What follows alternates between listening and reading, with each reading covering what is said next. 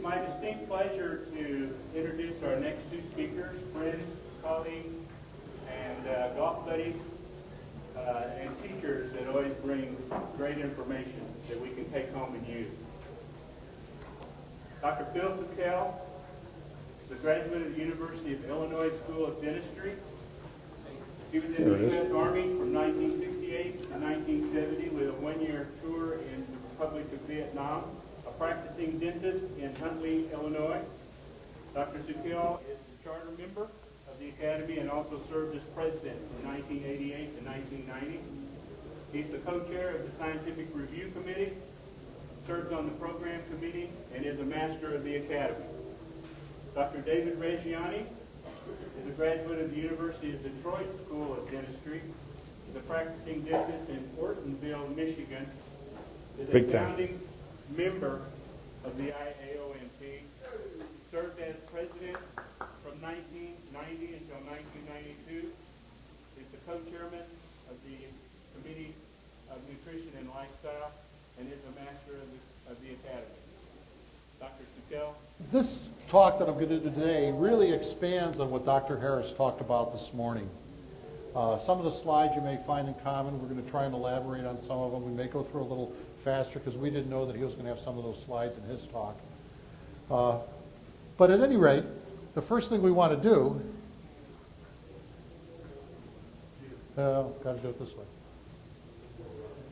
We want to have a disclaimer that Dr. Regiani and I have no financial interest in any part of this presentation. We'll discuss a new primary therapy available to our patients that are diagnosed with moderate to advanced refractory periodontal disease. Patients make choices in their oral health that are many times based on misinformation, lack of understanding, emotional perceptions due to our lack of a coherent, understandable, and presentable periodontal program that allows them to make appropriate choices for their overall health.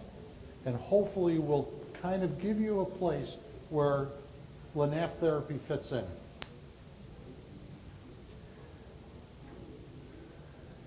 Right now, 1, 2, and 4 are the proposed current choices for periodontal therapy. That is the usual scaling, outdated root planing, and or polishing of a failing recare program in conventional non-surgical therapy. If they're diagnosed with periodontal disease, the usual and customary clean them, polish them isn't working anymore. They should be aware that that's the fact. Second is the IAOMT non-surgical periodontal therapy, or some form of that therapy, as you heard with Dr. Baldwin this morning. Somewhere along the line, a lot of us are doing it. The difficult thing with the non-surgical periodontal therapy is compliance. It's very difficult for a lot of the patients to do what you ask them to do at home and to continue doing it long after their original commitment and to complete and to reinforce it. So not only are they doing it, but are they doing it effectively. And yes, you can monitor, but it's a difficult procedure. I would probably say 1 out of 4 people comply. The second 25% maybe comply half-heartedly, and probably 50% do not comply at all. Okay? They get tired of it because it is a tedious process to irrigate daily. Okay? The fourth is referral to a periodontist for conventional surgical therapy, root planing and scaling, followed by gingival and or osseous surgery and adjunctive therapies. And we're going to go into that just a little bit more. The third one is laser-assisted new attachment procedure, and that's what we're going to spend the vast majority of our time on today and how it fits into this whole program. Laser-assisted new attachment procedures is really a series of procedures, not just the laser itself. And let me tell you how I present this to the patient. I use the example of a refrigerator. Think of your tooth, and I'm talking to a patient.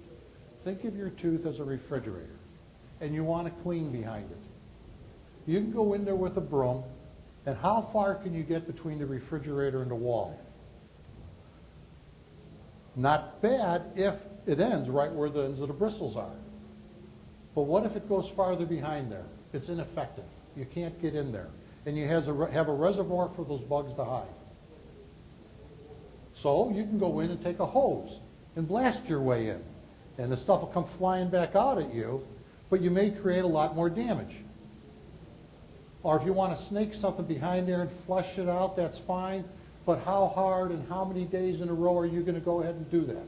And this is what the patients are up to. You're just being realistic with them, that if they're going to opt to do the irrigation, that it's going to be tedious and they have to make a commitment and stay with the commitment, because as soon as they let up, there's an additional place for those organisms to hide.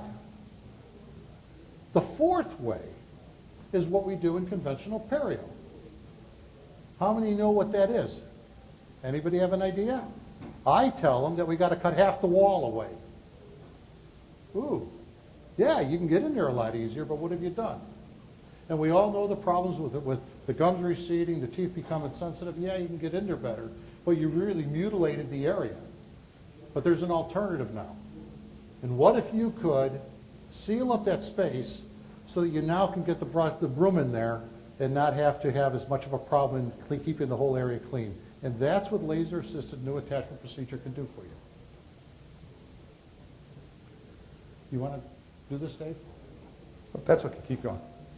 I'll jump in soon. Just so you know, this has FDA clearance, and you can go ahead and read this, but especially was approved for cementum-mediated new periodontal ligament attachment to the root surface in the absence of long junctional epithelium. New clinical outcome is based on human histological and radiographic data from a controlled prospective clinical study. It's actually the fourth largest human histological study in perio literature. And before I want to go any further, I want to introduce somebody to you, only because she's a magical, how do you like that, Diane? Magical source of information for us. And her role here, you know how in the academy, we're always concerned about making sure we say the right things and don't misrepresent things? Well, David and I are somewhat new at this, and we invited Diane, who takes care of the Millennium booth, to come here and make sure that we're correct. So if she sticks her 2 cents in, or if any of you later have a question, she knows this information better than we do, actually. Thanks, Diane. Wave your hand so everybody sees what you have. Okay, I jump in. But first, before I jump in here, Go ahead. all right, the American World Challenge. Now, I've been doing the Periolace for about 1.5 years. I got it in August of 2006. I have learned more about topographical or anatomy or bone morphology since I've gotten this than I could ever imagine. When you start probing people and really sounding the bone and finding out where these defects are, you are totally amazed. Anytime you do, I hope everybody in this audience who's a dentist or a hygienist does perio charting. I find this despicable to me, how many patients, new patients I see that have not been perio charted. Now, what do I do on my cases? I'm going to give you a little, we're going to add some things. This is kind of a clinical meat and potatoes thing too. Okay? We heard some speakers this morning. I'll tell you what I do in my practice. I perio chart everybody that comes into me. I also, as well as Dr. Sukel, we do a TMD evaluation. We do bimanual manipulation. I don't care what you do, but find a method that fits you. I like bimanual manipulation. It's reproducible in 95+% of my situations because I've made an effort to learn the procedure, to learn how to do it properly. When I hear people talking about things that say that I can't do that, it doesn't work, that's baloney. They didn't give it the opportunity to do things. So, do the perio charting, do a evaluation of the central relation occlusion situation, because these people who have perio, and that was left out as far as I was concerned with one of the speakers this morning, was occlusion is a major player in this scenario, in this situation. And part of the procedure, the protocol, when we're doing laser attachment, the LANAP procedure is doing occlusal equilibration. Very important, because when you get rid of infection and you get resolution occurring and these teeth start tightening up, you better have the occlusion so there's not trauma occurring in the mouth. And understanding that it has that whole scenario. But let's get back to the American World Challenge. 200 million Americans, we have the population of adult Americans in the United States. 100 million of which have signs of periodontal, moderate to severe perio disease. 3% were treated per year. How many people are walking around with a devastating infection? Quite a lot. Next. I'm going to take that away from you in a minute. All right. Like I said, we just finished that. So what is LANAT? Laser-assisted new attachment procedure. And you heard this from Dr. Harris this morning. First step is, of course, the perio charting. Right? So you're going to get an idea of what you find in just your perio charting. I will tell you this. When you go back and sound the bone, when you're going to do the procedure, before you do the procedure in your practice, those pockets will be anywhere from 2 to 4 to sometimes 8 millimeters deeper than what you suspected. You find things that are just amazing. You get lost. All of a sudden the probe goes and you say, where did it go? It's just amazing. And you will not see it radiographically. Just like a cavitation cannot be seen sometimes. Same thing with this. It deals with the density. And I find that at least with the digital x-rays, you can play around with the densities and you can look a little better, but they're not perfect either. So that was the most, to me, that was just eye-opening. I couldn't believe the differences that particular way. So we start, the first procedure is what they call ablation.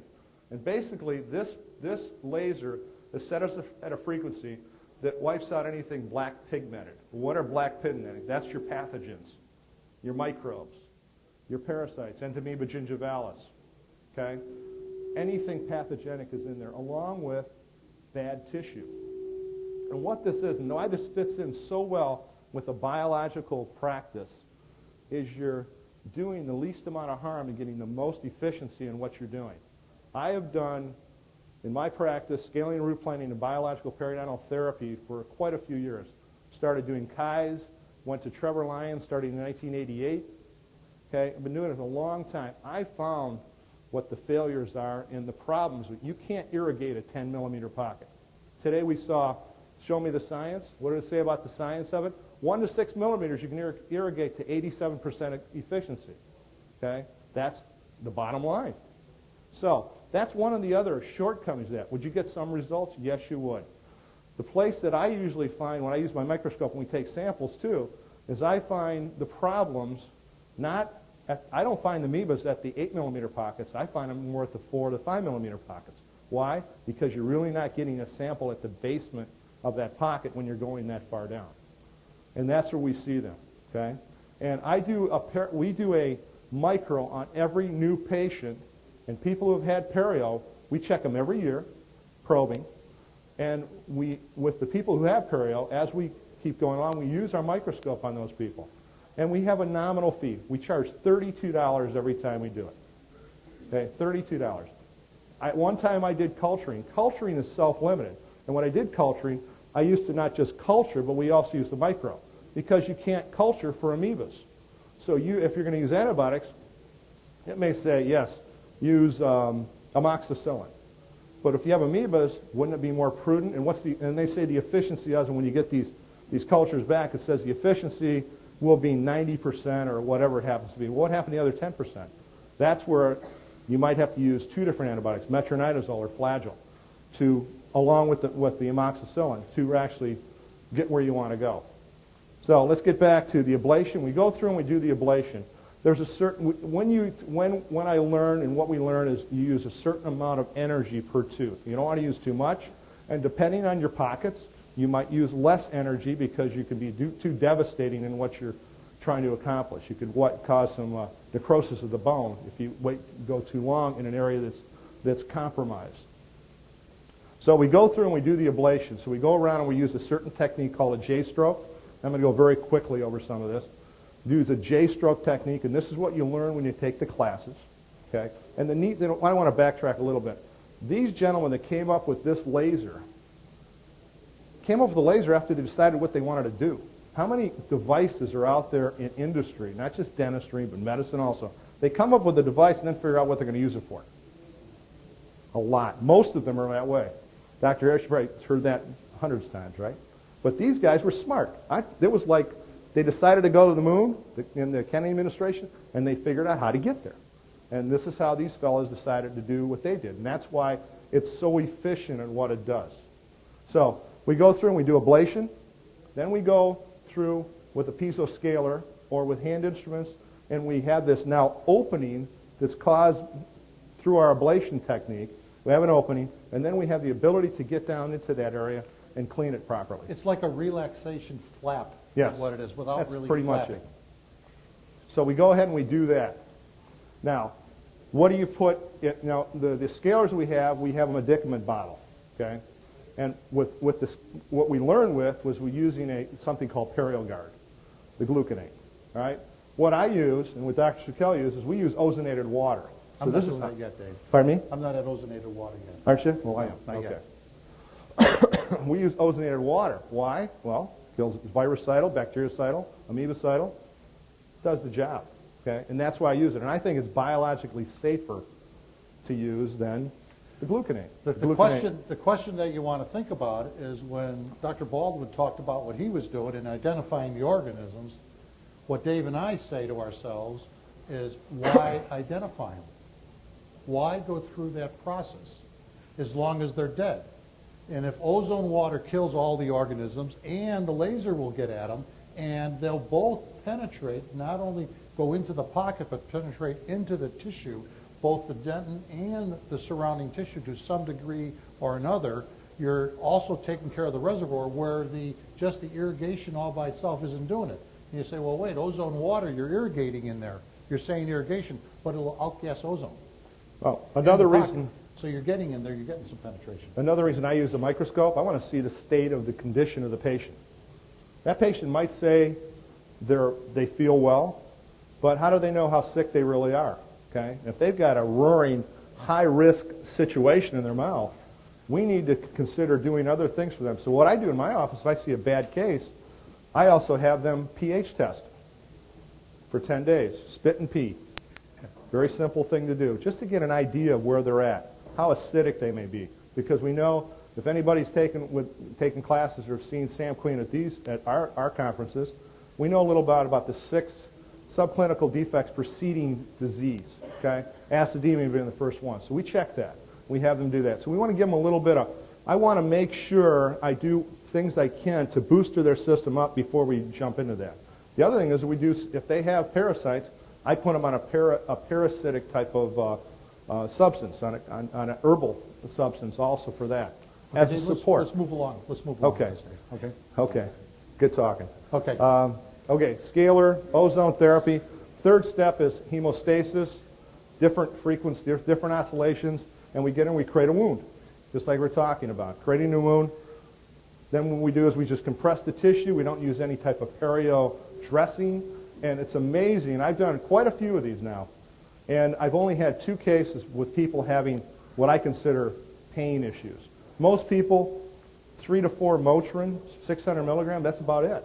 I've had some people that didn't take anything. We usually give a person 400 milligrams at the beginning, nothing after that. Unless they're a smoker, then you have to use a perio pack to protect the area if they're a smoker. I have not done that. You haven't? Yeah, I have not done that. They told that we didn't talk about that.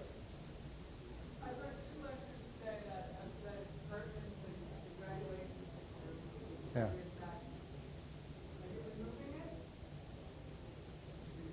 Yes. Yes, I am. I'm removing it. I think you're removing some of it. Some of it, not all of it. Yes. She asked us about. Yeah, go ahead. Go ahead.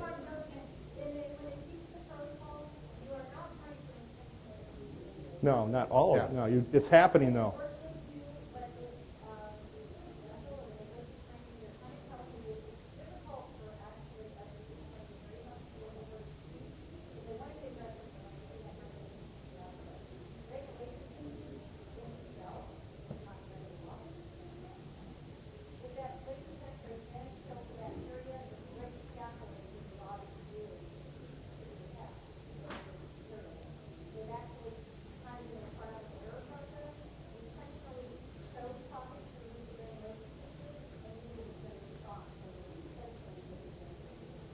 This is why she's here. Thanks, Diane. She has a little more experience that way. Yes, sir. You got the extra mic? Yeah, that'd be a good idea. So why don't we bring her and leave the questions till the end? Okay, that sounds good. That's fine. Then So- the last step, which is the essential step, one of the very essential steps, is to equilibrate the patient like Dave was talking. If you don't examine them for a malocclusion, you won't know they have one. Now, the example I give to the patients, because a lot of say, well, why do you have to whack on my teeth? And the reason is because if you have two bones, you break your leg and you got two bones, you got to be in a cast so you can get healing. If you don't have the cast, you won't heal. Well, you got a tooth up there that's wiggling around, you're not going to get that tissue to attach back up on the tooth. So you have to equilibrate them to eliminate all of the trauma on the tooth so there is no wiggle. And if there is mobility, you want to splint those teeth so that that tissue will really heal. We have actually a simple way of doing that. There is a program called Bite Fix, and we use the Bite Fix. And it's a great little program. It shows a stable bite, a destructive bite. It shows everything you want to show the patient in regard to why we're doing equilibration. What Dave is talking about is there is a company out there called Bite FX. We call it Bite Fix. I don't have their, but you could Google it. I think it's and probably get it. bitefx.com. And what it is an animated program on your computer where you can explain all the aspects of occlusion, from anterior guidance to crossover interferences to what happens to the disc. It is just so easy to do, and it allows you to do quality dentistry on people who you never would expect to have it done because now they can visualize. You don't have to give them something that they have no idea what you're talking about on. And it makes sense to them. That's what I found at This least. is a series of slides that's going to show you what this tissue looks like. This is a preoperative LNAP. You've all seen preoperative perio problems. This is immediate post-op to LNAP. This is 9 days post-op. Isn't that amazing? Here's what the bone looks like. I hope that shows up well enough. Not real well. You can't see that very well. Diane has a... This is the same one that you saw this morning that Dr. Harris had on the screen, where you can see the bone level here. It goes way down in here. And Diane's got it over at the booth if you want to get it. And then 9 months later, it's up in here, and 14 months later, it's up there too. It shows bone fill. You're getting regeneration of the bone without doing augmentation. You're not doing a flap with suturing, with the pain. And if you notice something when we go back a second here,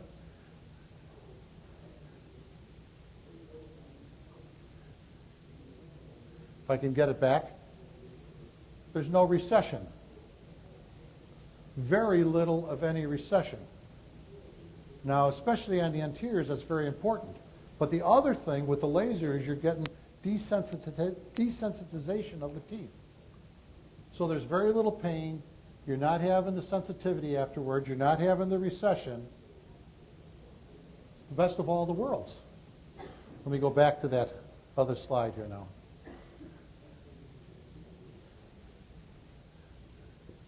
And this is the same slide showing the perio probe in the different pockets. This is another case. How many people would say that needs to be extracted? How would you irrigate in there and be sure you're getting at everything and kill the organisms, actually even in the bone and in the tissue that there's a reservoir for? Very difficult to do. Here's the post-op, right here. Filled in the bifurcation area. No grafting, none of that. All with that kind of a relaxing flap. Here's another case. I think that said 9 years. Go back to the next Let's one. go back. That was 9-year post-op. Okay. Same case here. So they have some longevity on something. Not 30 years, but they have, I think, 10 to 15, up to 15 years, I believe, Diane? Yeah. Here's another case. You can see the bone loss down in here and over here.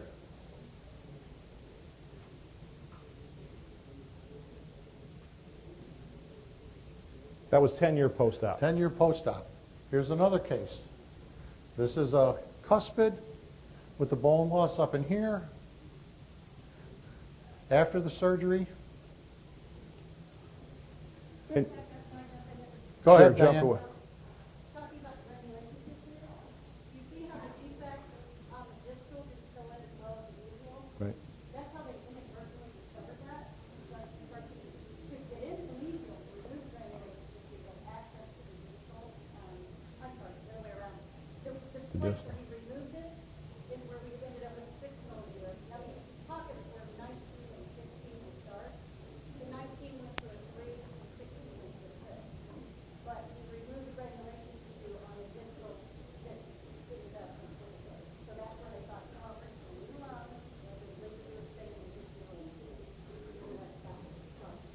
And here's the measurements.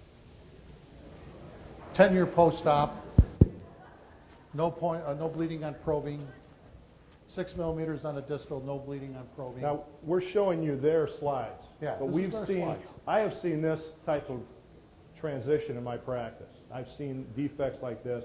I thought one for sure I was going to end up removing. And I couldn't believe the resolvement in 3 months of what I saw.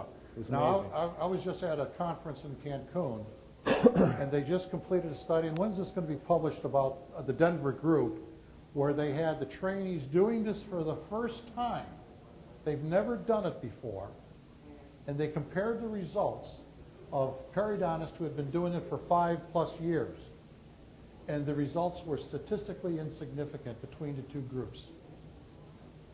Because it's laser energy that's doing it. You don't have to have, all you got to do is follow their Follow the techniques. protocol. Is that right? Yeah. Yeah, Okay. essentially. Oh, let's go back. Yeah. So the question is here, 10-year post-op, how many would have taken that out and suggested an implant? The problem periodontists are having is they're going to be doing less implants. But especially in this academy, is it better to keep the tooth in and make it healthy, not destroy healthy tissue with the regular periosurgery, and to kill the organisms and make it better accessible, and also do irrigation when you need to, and whatnot, do the biocompatible therapy too, but make it a healthier organism where you can get at it and clean the organisms out and yet have healthier tissue, and lessen the burden of all of the waste products of the organisms in the mouth. Right. 10-year post. 10-year. You have these over at your booth? This study? The study, Yeah, absolutely. you have I think this Got one is. copies of Okay. that. This is the LANAP study that Dr. Harris showed some of the slides here, the histology of the slides. And what they didn't do, they didn't just extract the tooth. They actually did an end block procedure. So they took the bone completely around the tooth, out with the tooth. All right? This is the 4th largest human histological study done in perio. You realize how difficult it is to do human histological studies in perio? That's why there's not very many done. And based on that, that's where they got the FDA approval, because they could prove that there was reattachment and new cementum. So let's go through that briefly. And you can pick these up over at the booth if you want and go through it in detail. But there were 6 patients, 12 teeth total, 2 teeth per patient, 1 LANAP, 1 control, 3-month tooth removal and block. 6 of 6 showed cementum-mediated new attachment. 6 of 6. 100%. 100%. You don't get that doing other techniques. And here, all tolerated procedures well, almost no pain, meds needed post-treatment. Huh? How many patients won't go back for their second part of perio surgery because of all the pain that was there? They would rather lose their teeth than do it. And here we're offering them a biocompatible alternative. Clinical healing good for LANAP teeth, moderately good for scaling and root planing only teeth. And here's just some energy that doesn't mean a whole lot to some of you, but it just gives you an idea of the energy that was put in order to do the procedure. Preoperative, 2 bicuspids were done. 20 was 10 millimeters, 21 was 9. An immediate post-op. And then 3 months post-op, probing death. The tooth number 20 went from 10 millimeters to 3, 21, 9 millimeters to 4. Now, who in here would rather help the patient learn how to keep a 3 and 4 millimeter area clean rather than a 10 or a 9? That's all? You'd rather do that? Okay. I think everybody would rather do the I think we 3 see and a 4. total show of hands. Yeah. Now, you know what this is here for? For me. This is to throw things at if you don't respond and you're falling asleep. Wait, yes, what do you want? I didn't mean to throw it at you that way, but what would you like? You hit Patty.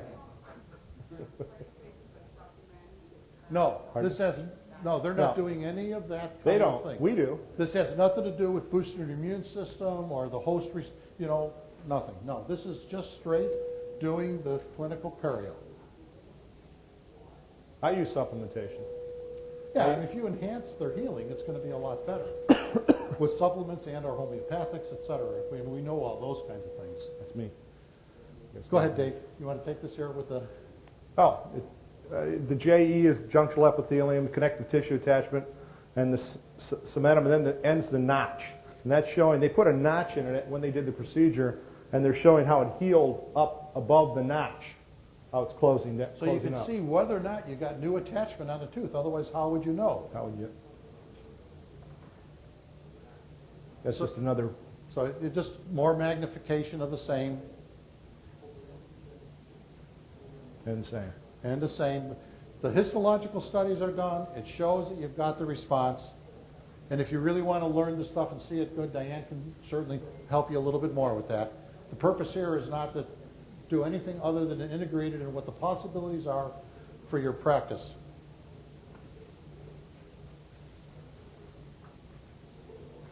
So here we are again with the notch.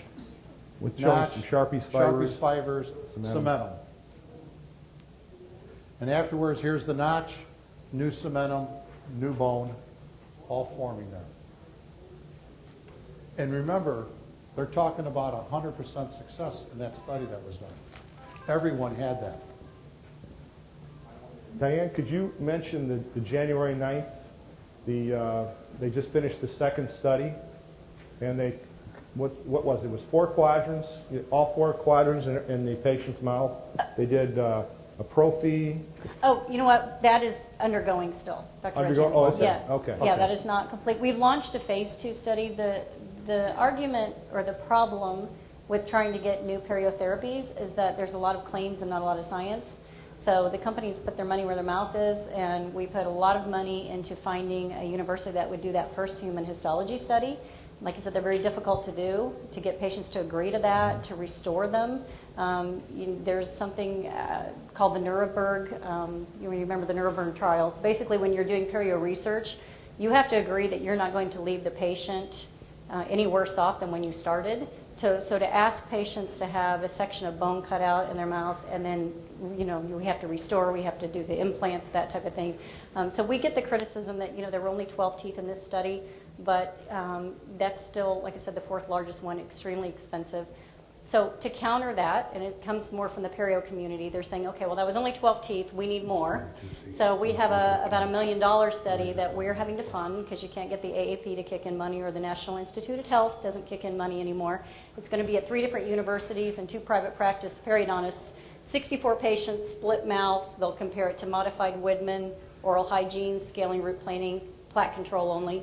And that's going to take a while to get that done, but that's going to be huge when we can get that published as well. I think they put $1 million into this. Yeah, and you got to remember, we aren't privately, or we're not publicly owned. This is owned by 2 private GP doctors who just are like you guys. They have a passion for dentistry, and so when $1 million from our company goes out, that's $1 million that could have been theirs.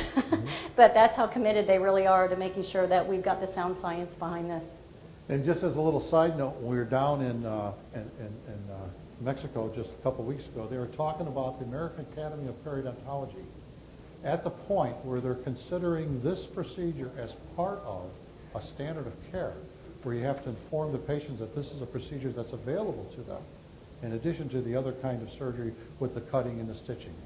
That was based on, I don't know if you guys are familiar with Ed Zinman. He's a periodontist, malpractice attorney.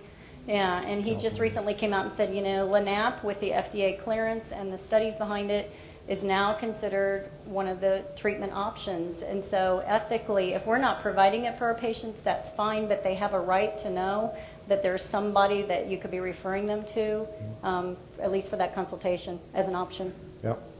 Okay, Phil. Okay, so in the human histological study, the treated teeth exhibit greater mean probing depth, greater clinical probing attachment levels than the control teeth.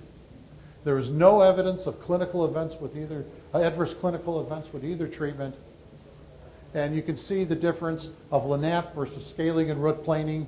The change was a significant enough change between the two. And new cementum, 6 of 6, with scaling root planing only 1 of 6. New connective tissue attachment, 4 of 6 versus 2 of 6, and new bone in 6 and 6 versus 4 of 6. 6 of 6, if you talk to a scientist like Dr. Harris, that's incredible, right? It is. You don't expect to see that. You can do statistics on this and get it significance on this small sample size. Yeah, okay. No problems with root absorption, ankylosis, or pulpal changes. So we had 100% new cementum versus 77% with the root planing and scaling. The length, the CME length, 1.2, they were the same. And connective tissue attachment, 100% versus 68%. Yes? Apparently it Mercury does, isn't poisonous. That's right. Mercury's not. What's producing He this asked, cement? what's Well, you know what, let me producing put a the question back at you.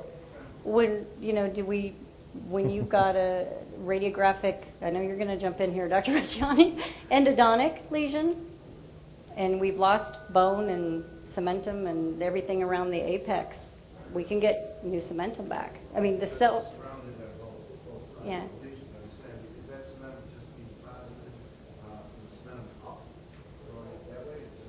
Don't know that. Yeah, I'm not sure we know We don't know that.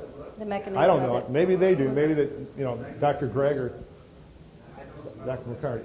Sure. Yeah, we're not sure, if Don't it's know. growing up or if it's growing down, They've started to do it. I've seen a couple studies where they're thinking that something about the laser energy may stimulate some stem cells to lay down, and I don't know whether that's true or not. You're shaking your head, Dr. Harris. I've just heard that rumor, but who knows? It's a good question. There's no need.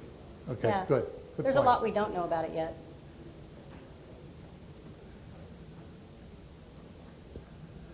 So it demonstrates some consistently positive histological responses in perial pockets treated with Linac protocol.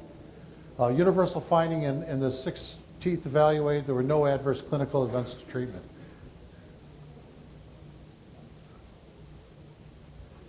So the cases support the principle that Linac using free-running neodymium YAG laser can be associated with periodontal regeneration on a diseased root surface in humans. That's basically what it is. It gives us an alternative. This is published in the International Journal of Perio and Restorative Dentistry, 7 languages. You can find it on Quintessence, November, December 2007. So it's a recent publication. And this is a CRA report that was done recently. Very favorable. January 2005 actually was done. And in fact, when I did my boot camp, my 3 days, Rena was there auditing the course to confirm some of the things that everybody was telling her to understand it better. So CRA may be coming out with some new information based on her being there. It was very interesting to hear some of the things that she said, just like Dr. Harris is saying, and I'm glad he's here to tell us that, well, you can't say this, you can't say that. That's exactly what we're talking about, especially in this academy. But what's really important, and this is what's really interesting, is that overall satisfaction with the system was 9.7. Almost everybody was satisfied. And if you look just above it, patients have accepted laser therapy. 82 would say yes. And would I buy the laser again? Do you have post-purchase dissidence? You buy it, you say, why did I spend all that money on this thing? That's happened. Everybody who participated in the survey said they would do it again. That's incredible, because that's an expensive thing to do. And for sure, Dave and I feel that way. And we weren't part of that, so you can add a couple more on there. Everyone knows the Florida probe. This is a Florida probe prior, and this is afterwards. You don't even have to know how the Florida probe charting goes to know that looks a lot better. A lot less bleeding, a lot less pockets. And we have the General Dentistry, September, October 2004, with an article on laser-assisted dual attachment procedure. This is Dr. Harris is the one who keynoted this. Maybe you can say something about this. I talked about it late this morning. Yeah. Okay. The 65 patients with refractive practice. Good. Okay? Oh, I'm going backwards. Let's go the other way.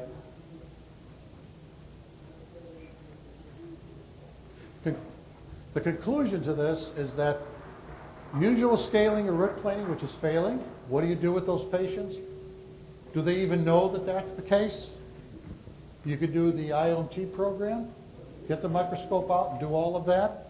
You can refer them to the periodontist to have their gums cut with the recession and the sensitive teeth and the pain, etc. with it. Or you can look into laser-assisted new attachment procedure where you won't get very much of any recession, very little of any pain, reattachment, regeneration, new cementum, etc. And what I've done is I've taken it a step further. What I do is I have the patients, and everybody wants this, they can email me or give us a phone call, and my staff is here, Sherry and Tammy, and they'll be happy to send you a copy of this. But this is just letting them know what their options are.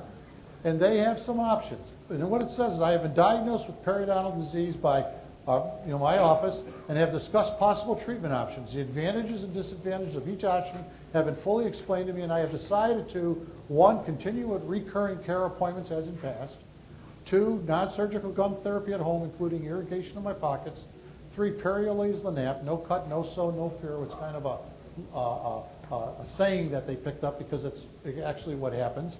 And referral to a periodontist for conventional periodontal surgery. I understand the advantages and disadvantages to other options presented. I've also been informed that this decision may affect my long-term dental and medical health. And they sign it, we witness it, and it goes in their record. Mm-hmm. But something magical happens with these patients when they read this, and they don't have to say 1, 2, 3. They can actually put this in some kind of an order where they can say, well, I want to do 1 for now, and I'll consider doing number 2. They can add their little note on there. But the important thing is now they know that they got the issue, and you're protected. And what's the number 1 cause of lawsuits in dentistry? It's perio.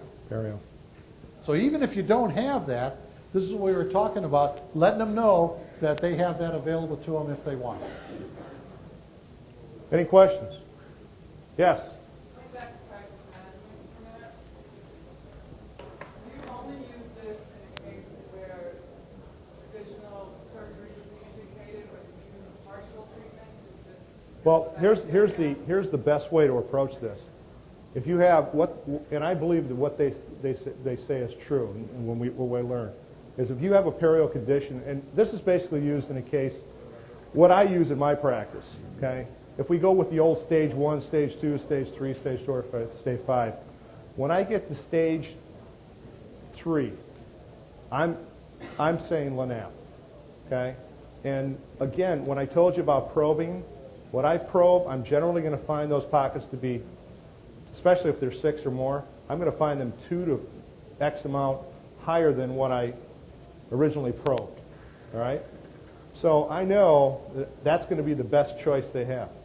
I also know that the best outcome would be to do their entire mouth, okay? Clean up the entire mouth and get them on a program starting that way to get that healing process. Have we done it? Now, when I was there, when I first took the class a year and a half ago, they talked about doing it that way. The next time we went 6 months later, they talked about some of the periodontists would actually do a particular site. Maybe everything else in the mouth was good except for that site. One thing about a microscope, you get to check the whole mouth, okay? And you can check different areas. And you can see if that condition is a little more than what you think it may be. One of the interesting things is whether or not you actually do subgingival scaling if they're going to have Lanap done. You don't have to. In fact, the results are better if that tissue is irritated, because the irritated tissue will absorb more of the energy, and you'll get better resolution of the pockets. Did you catch that? So you have to change sometimes, just like with anything else, we have to change our perception and how we look at things. So in my office, if we've got somebody who's really going to be doing Lanap, we may do supragingival scaling, just get it off there, but we won't go under. If they've decided that they're going to wait, then we want to go ahead and do it a little bit more, and get that cleaned up. But I take mine a step further, and recently we've put an ozone generator in our office to make wholesale ozone water, which we now use in our bottles. So it goes through my syringe, my handpieces, my Cavitron, and everything. So when I'm going in there, like you heard from Tom this morning, to irrigate before you do anything, I'm irrigating as I do it. So No. it's much more convenient and easier Yeah. to do, and you really don't even have to charge the patients extra for that. No. It's just part of their treatment. Question? Oh. Yes, you do. You could. Yeah, in fact, that's something I never learned, Yeah. but they were talking about how you could use the... There's a mode on the laser that's called a pocket disinfection mode, Right. where it's basically For changing the hygienists. watts, changing the power. You can go in and kill bacteria without actually removing tissue. Yeah, Yeah. there is that. And that's something in some states, a hygienist could legally do that. Other states, we don't know what the answer is. At least that's kind of what it is up still now. Yes, It's kind of Ronnie? up in the air that way. Yes, Ronnie? Ronnie? How do you compare this to the overall ozone barrier techniques that you learned from ophthalmology?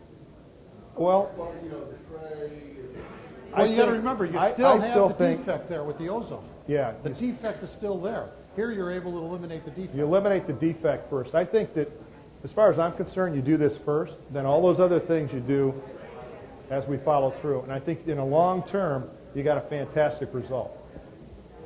Yes. Question on the molar with the transmutation. Right. How do you get your skating instruments in there with certainty that you've got everything out? And the second thing is that how do you get a straight fiber into that, into the furca? You don't. Yeah. The fiber is not, you can't get the fiber into the furca. You can, in some places you can, but you can't get it But it's mesial not and the tip distally. that does it, No. it's the energy. And this It's is the one of energy the reasons. that's also, the energy, now what I was told is the energy, when I'm actually using that laser, it's penetrating 3 to 6 millimeters farther Yeah. than what we actually, in, down, physically and see out. it. And this is Yes, one of the it's reasons going why it's both better ways. not to get them cleaned up first so that you get better penetration of And then that it's- energy in the surrounding area. yes, yeah, it's So you don't have to radiating. be accurate. It's in where you're radiating going this with way. it. And as far as the tips are concerned, they have a blunt tip on the piezoelectric With a scaler. scaler. They have a custom-made ball a small ball that allows you to get into the trifurcation, bifurcation area. Is it perfect? And clean No. that out. Is Into it the perfect? focus. But it's still better than what is available at this point in time, and that's And then you finish that's the with point. another scaler after that. The bottom line, if it wasn't working, you wouldn't see the results we're seeing now. Yes. ideally, when I create a dye that is specifically uptake by pathogens, and create the exact wavelength of the laser, and then, Which 400 pathogens are you going to go for? well, in general, most pathogens, when they take up a particular, like Well, I don't know. Dr. Harris might be able to. Dr. Harris, he's gone, this but morning, he talked about the he dye. talked about that Yeah. a little bit, didn't he? Pardon me? The Talking question about the frequency dye. of a particular pathogen. or getting a particular dye, pathogens will absorb, so you can So you could zap them more? Not a bad thought.